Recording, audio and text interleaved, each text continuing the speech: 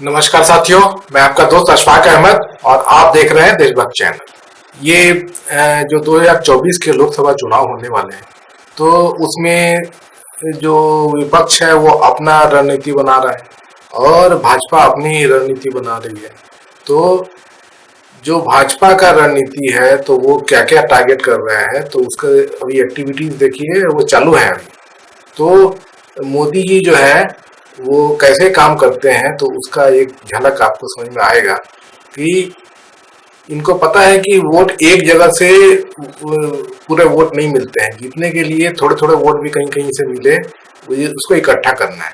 तभी आपने देखा कि जो अल्पसंख्यक समुदाय है, सिख समुदाय, ईसाई समुदाय, तो ईसाई समुदाय मुश्किल से 2.25% है देश में। जो सिख समुदाय है मुश्किल से 2% है देश में, लेकिन वहां से भी मिलने की उम्मीद है। जबकि आप जानते हैं कि जैसे कि अल्पसंख्यक है, जो माइनॉरिटीज हैं, तो वो मोदी जी के साथ में नहीं होते हैं, उनके वोट मोदी जी को नहीं मिलते हैं। भाजपा जो है वो अल्पसंख्यक के विरोध में काम करती है। तो कुछ दिन पहले से ही आपने देखा होगा, मुस्लिम समाज में भी ये बहुत कोशिश कर रहे थे। तो इनका टारगेट रहता है कि मुस्लिम समाज से वोट पूरा नहीं मिले ना मिले, थोड़े से भी लोग जो है वो थोड़ा सा फिसल जाए, मोदी जी को वोट दे दे, यही टारगेट होता है। तो थोड़ा थोड़ा वोट बटोर के एक 0.1%, 0.2% ऐसे जोड़ जोड़ के सब मिला के, और उसके बाद मोदी जी को फिर 37% 38% वोट मिल गए थे 2019 में। तो इस बार टारगेट लेकर चल रहे हैं कि 50% वोट मिल जाए। तो अभी जो भाजपा का जो पूरा स्ट्रेटजी है, तो वो है कि 10% वोट बढ़ाना 2019 के मुकाबले, मतलब 37% था, इस बार 47%। तो इसके लिए ये जो टारगेट है, तो ये जो छोड़ा अलग अलग समुदाय है, तो मोदी जी ईसाई समुदाय में गए थे, आपने देखा, सिख समुदाय में गए थे, आपने देखा। तो ये इनका इस तरह से वोट बटोरना, दूसरे युवाओं को टारगेट करना है। तो वैसे देखा जाए तो एक चीज बहुत ध्यान देने वाली बात है कि कर्नाटक में जो युवा थे वो कांग्रेस से जुड़े थे, जो कर्नाटक के चुनाव अभी हुए इस साल। उसी तरीके से तेलंगाना में भी युवा जो है कांग्रेस से जुड़े थे, इसीलिए बम्पर वोट मिले थे कांग्रेस को। तो लोकसभा चुनाव में क्या युवा मोदी जी के साथ जुड़ने वाले हैं? तो इसके लिए मोदी जी अभियान किए हैं कि जो इनका जो युवा मोर्चा है, तो वो वोटरों से मिलेगा। तो युवा मोर्चा जैसे इनका अखिल भारतीय विद्यार्थी परिषद है, ABVP, तो वो यूनिवर्सिटीज में टारगेट करते हैं वो। तो इस तरह का जो मोर्चा है वो ऐसे हर पूरे देश में ऐसे करने की कोशिश करेंगे ये। और उसके बाद में फिर जो है, जो इनके जो टॉप जो चाणक्य लोग हैं, अमित शाह हैं, और फिर JP नड्डा और राजनाथ सिंह, तो ये जो है अलग अलग क्षेत्रों में वो एक एक क्लस्टर बना दिया गया है। तो हर क्लस्टर में जाएंगे और वहाँ पे परमानेंट, वहाँ पे कुछ ये बना दिया गया है कि लोग जैसे 3-4 लोकसभा सीट एक साथ जोड़ के और उसको पूरा मुहिम चलाया जाए, और वो वहाँ पे ये भी लोग जुड़े रहें, वहाँ पे खबर लेते रहें। तो ये इस तरह का प्रोग्राम है। और सबसे बड़ा जो है राम मंदिर है, तो राम मंदिर पर आप जानते ही हैं कि सबसे बड़ा जो टारगेट इनका है कि जनवरी में उद्घाटन कर देंगे राम मंदिर का, और फिर एयरपोर्ट भी बनने वाला है बहुत बड़ा अयोध्या में। तो ये भाजपा की रणनीति है। तो इसके अगर अगेंस्ट में देखें तो NDA इंडिया गठबंधन जो है, तो इंडिया गठबंधन का क्या टारगेट है? तो देखिए, एक ही मुद्दा है इंडिया गठबंधन का, जब तक जहां गठबंधन की बात होती है, सीट शेयर। क्योंकि सीधी सी बात है कि अगर सीट शेयरिंग नहीं करेंगे तो कोई मतलब ही नहीं है, गठबंधन का क्या मतलब? वो अपना अपना चुनाव लड़ते हैं। सीट शेयरिंग होगा तो क्या क्या बेनिफिट होगा? एक तो जो वोट जो कट जाते हैं, अब एक ही जैसे कि संसद क्षेत्र है, और उसमें बसपा भी लड़ रही है, समाजवादी पार्टी भी लड़ रही है, कांग्रेस भी लड़ रही है, कोई और पार्टी भी आ गई, तो वोट जो है वो बढ़ जाएंगे। तो वोट नहीं कटने चाहिए।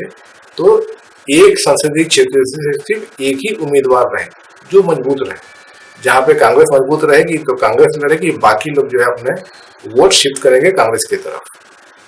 तो ये सीट शेयरिंग बहुत जरूरी है और उसी से बेड़ा पार होगा।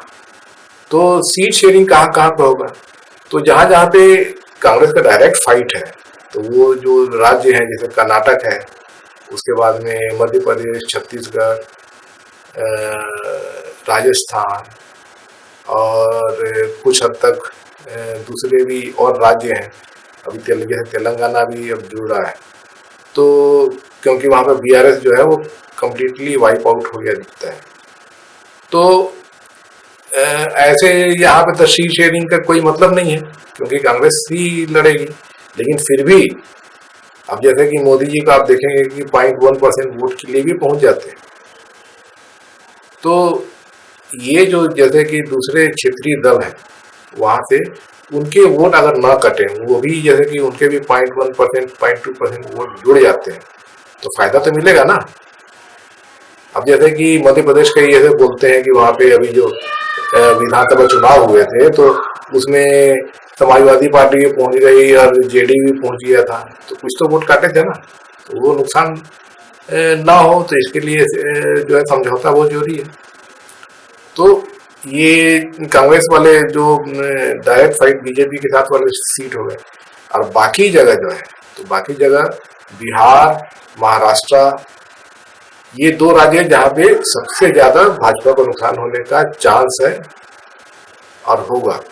और उसके अलावा जो बाकी और भी जो है क्षेत्र, अब जैसे बंगाल है, वह तो वहाँ मुश्किल है, ममता बनर्जी का ही बोलबाला है, कांग्रेस का थोड़ा बहुत प्रियंक बोल सकते हैं, वामपंथी का तो अब बिल्कुल खत्म ही हो गया समझ लीजिए।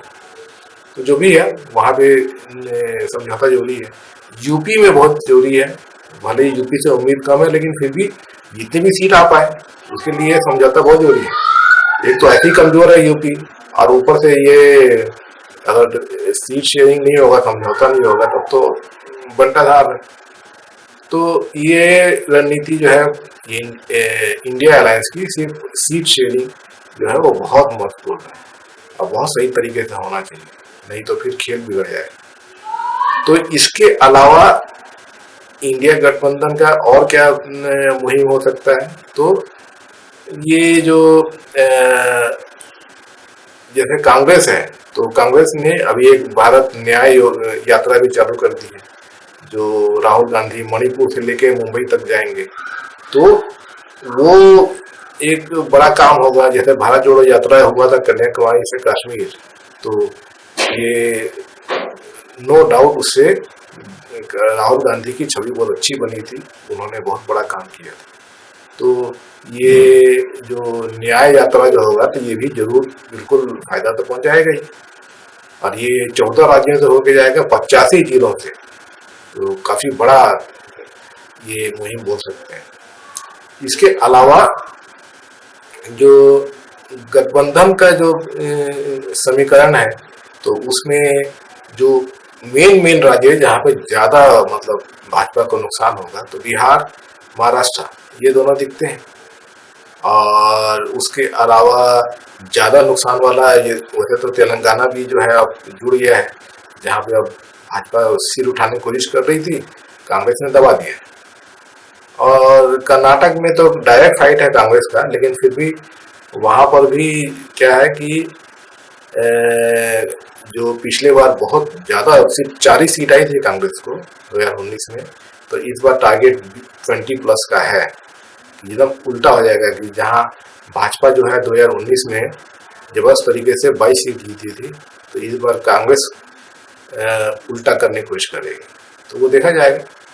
और बाकी जो अन्य राज्य हैं जैसे केरल हो गया, तमिलनाडु हो गया, तो साउथ में तो दिक्कत नहीं है, तो दिक्कत जो है वो नॉर्थ में ही है, सबसे ज्यादा यूपी में है। यूपी में थोड़ा जोर लगाना पड़ेगा क्योंकि सबसे बड़ा राज्य है, सबसे ज्यादा सीटें हैं। तो ये सीट शेयरिंग कैसे होता है और उसमें कौन कौन सी पार्टियां जुड़ती हैं, अब मायावती जुड़ जाए तो अच्छी बात है, लेकिन अभी भी जो है वो अखिलेश यादव नहीं चाहते हैं कि मायावती जुड़े। अब कांग्रेस चाह रही है लेकिन अखिलेश यादव नहीं चाह रहे हैं, तो ये देखिए क्या होता है। वैसे तो मतलब 31 दिसंबर तक ये पूरा फाइनलाइज हो जाना चाहिए, सीट शेयरिंग उस पर जबरदस्त तरीके से काम चल रहा है।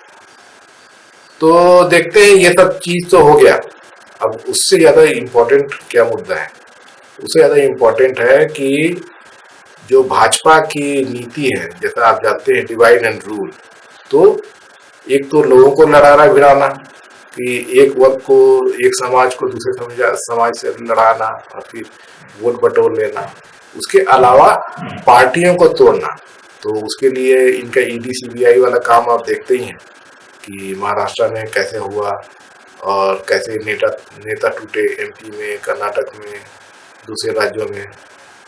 तो वो सब में जो करती है भाजपा, मोदी जी करते हैं, तो वो तो जारी है काम, अभी भी चल रहा है। वो दिल्ली में, तो बिहार में, महाराष्ट्र में चलता ही रहता है, झारखंड में चल रहा है।